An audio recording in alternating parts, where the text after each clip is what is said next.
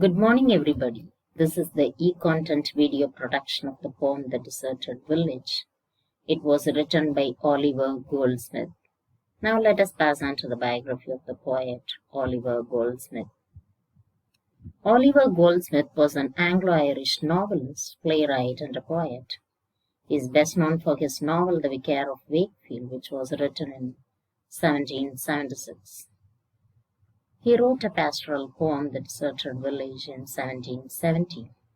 His well-known plays are The Good-Natured Man, 1768, and She Strips to Concord in 1773.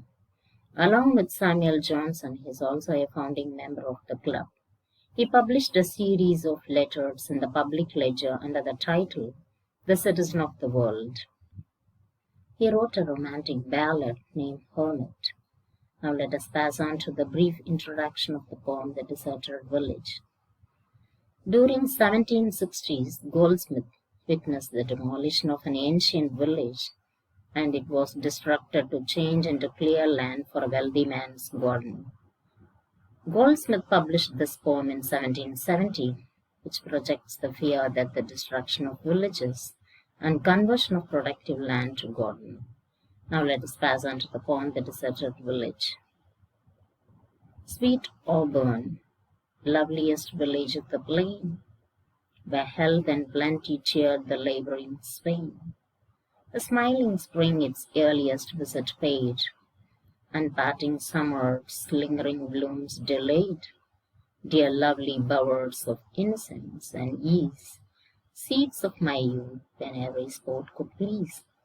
How often have I loitered over the green, where humble happiness endured each scene. How often have I passed on every charm, the sheltered cot, the cultivated farm, the never-failing brook, the busy mill, the decent church that topped the neighboring hill, the hawthorn bush with seats beneath the shade. For talking age and whispering lovers' maid, how often have I blessed the coming day, and toil remitting lent its turn to play, and all the village train from labor free set up their sports beneath the spreading tree, and many a pastime circle in the shade, the young contenting as the world surveyed, and many a gambol frolicked on the ground, and sleights of art and feats of strength went round, and still as each repeated pleasure tired, succeeding sports the mirthful band inspired, dancing pair that simply sought renown, a holding out to tire each other down, the swain mistrustless of his smuttered face, while secret laughter tittered round the blaze.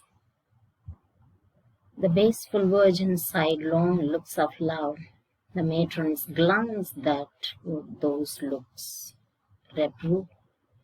These were thy charms, sweet village, sports like these, with sweet succession taught even toil to please.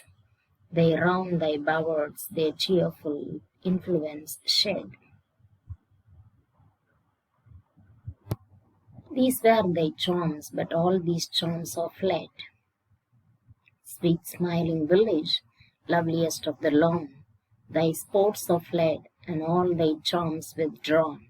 Amidst thy bowers the tyrant's hand is seen, and desolation saddens all thy green. Now let us pass on to the brief summary of the poem The Deserted Village. The speaker describes his childhood village, Auburn. He describes the weather, and it is perfect. The poet is nostalgic about his village, which projects his beauty in memory. The people in the village are very happy and humble. He describes the building as never failing, busy, and decent.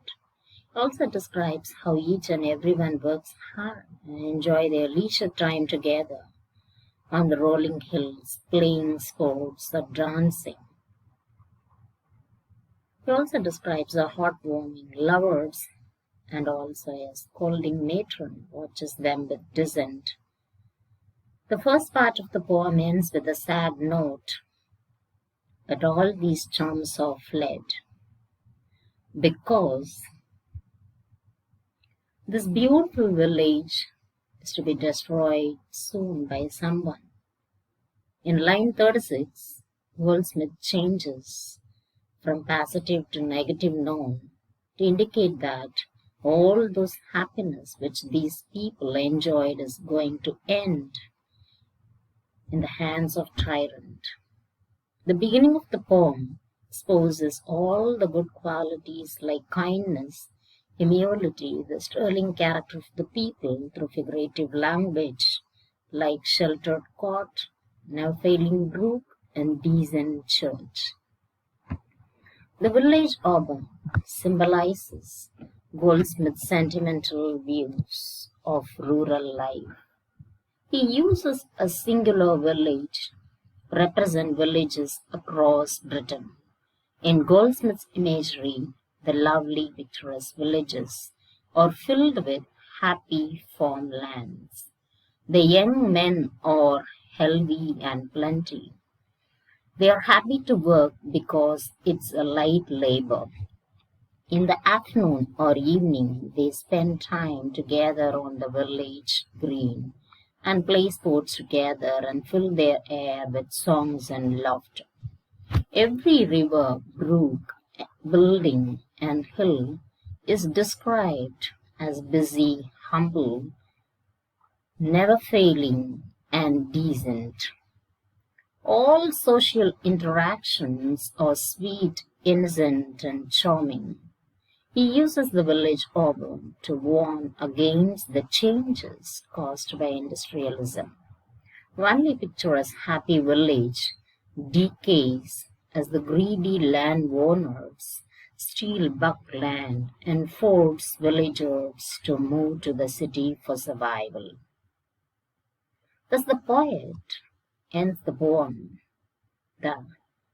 by conveying the idea that the decay of rural life equates to Britain's moral ruin. Now let us pass on to some of the themes of the poem, The Deserted Village. It is a work of social commentary. It condemns rural depopulation. It covers the pursuit of excessive wealth. This poem is written in heroic couplets. It shows the decline of a village. It clearly picturizes emigration of many people. It covers the enclosure acts which prevailed during agrarian revolution. It shows the greed of landowners, economic and political change. I hope this e-content video production will be helpful for you to learn in a better way. Thank you.